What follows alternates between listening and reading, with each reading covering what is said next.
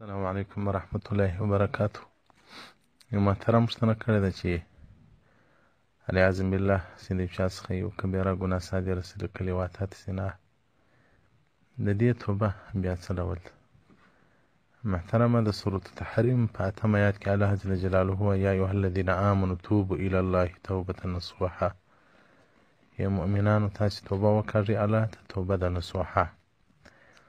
فإن كانت المعصية بين العبد وبين الله تعالى جل وعز، که ګناه د بنده او د الله په مابینځ کې وي نو هغه 3 شرطونه لري د توبې.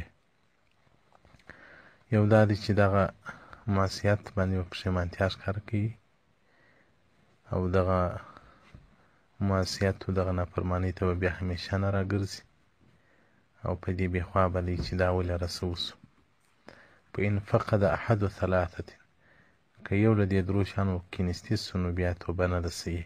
ریاض الصالحین صفحه 23 باب التوبه او دغه رنګه شرح د فقه الاکبر صفحه 158 مباحث التوبه.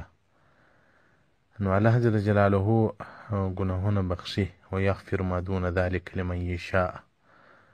الله جل جلاله وایي له کفر څخه رالاندې تر شرک رالاندې نور که صغایر دي که کبایر دي الله جل جلاله یې بخشي.